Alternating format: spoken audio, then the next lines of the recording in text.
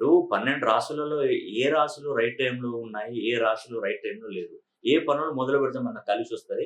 అసలు మనం రైట్ టైమ్‌లో ఉన్నామా లేదా తెలుసుకోవడానికి ఒక చిన్న ఉదాహరణ మీకు తెలియజేస్తానండి. ఇది మీకు వీలైతే మీ ఫ్రెండ్స్‌కి, బంధువులకు షేర్ చేయండి.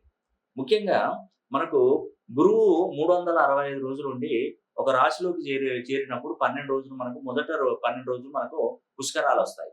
ఆ పుష్కరాల తర్వాత మనకు 6 సంవత్సరాలు ప్లస్‌లో ఉంటామండి. అంటే ఇక్కడ మనం గమనించండి, ధనుస్సు రాశి వారికి 2019లో వచ్చింది. అక్కడి నుండి చూస్తే 25 వరకు వాళ్ళకి రైట్ టైమే.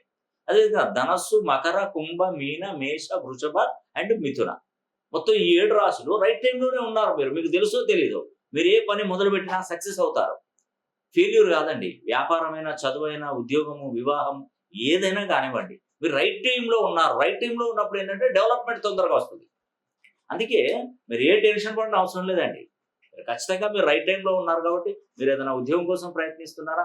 100% ప్రయత్నించండి. మంచి జరుగుతుంది. వ్యాపారం పెట్టాలనుకుంటున్నా, వ్యాపారం కూడా మీకు రైట్ టైమే. బ్యాడ్ టైమ్‌లో ఉన్నప్పుడు ఏదైనా వ్యాపారం ఇప్పుడు తులారాశి వారు ఉన్నారనుకోండి, వాళ్ళకి 6 సంవత్సరం మైనసే అసలు.